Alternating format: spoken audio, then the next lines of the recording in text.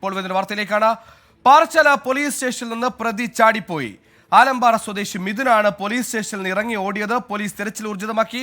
സലീം മാലിക് തിരുവനന്തപുരത്ത് ചെയ്തു. സലീം മാലിക്, ഏത് കേസിൽപ്പെട്ട പ്രതിയാണ് ഇപ്പോൾ പോലീസിനെ വെട്ടിച്ച് കടന്നു കളഞ്ഞിരിക്കുന്നത്?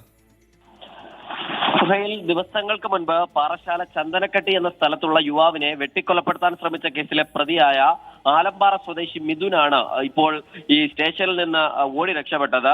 ഒളിവിലായിരുന്ന പ്രതിയെ ഇന്ന് വൈകുന്നേരത്തോടു കൂടിയാണ് പോലീസ് പിടികൂടിയത്. അതിനുശേഷം പിടികൂടിയ പ്രതിയെ ഇന്ന് രാത്രി 7 മണിയോടുകൂടി പാറശാല പോലീസ് സ്റ്റേഷനിൽ എത്തിക്കുകയായിരുന്നു. അതിനുശേഷം ഈ വെട്ടിക്കൊലപ്പെടുത്താൻ ശ്രമിച്ച കേസിലെ മറ്റു പ്രതികൾ കൂടി ഉൾപ്പെട്ടിരുന്നു. ആ കേസിലെ പ്രതികളെ കുറിച്ച് വിശദമായി പോലീസ് ചോദിച്ചറിയുകയായിരുന്നു.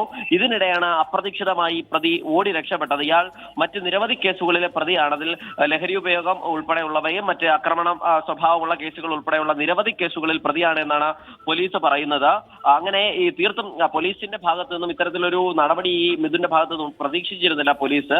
അതുകൊണ്ട് തന്നെ അപ്രതീക്ഷിതമായി വളരെ വേഗത്തിൽ പ്രതി ഓടിപ്പോവുകയായിരുന്നു. പാറശാല പോലീസ് സ്റ്റേഷനിൽ നിന്ന് സമീപത്തുള്ള മൃഗാശുപത്രിക്കുള്ളിൽ കയറിയ ശേഷം റെയിൽവേ ട്രാക്ക് വഴി ഓടി രക്ഷപ്പെട്ടു എന്നാണ് പോലീസിന്റെ നിഗമനം.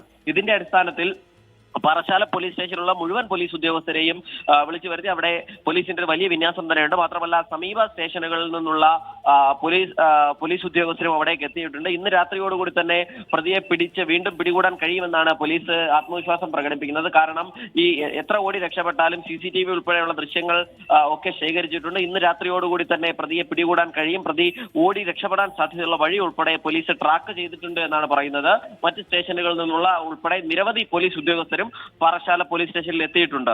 സുഹൈൽ, ശരി. സലീം മാലിക്കാണ് വിശദാംശങ്ങൾ നൽകിയത്. വധശ്രമ കേസ് പ്രതിയൊക്കെ എത്ര സിമ്പിളായാണ് പോലീസ് സ്റ്റേഷനിൽ നിന്ന് ഇറങ്ങി ഓടുന്നത്.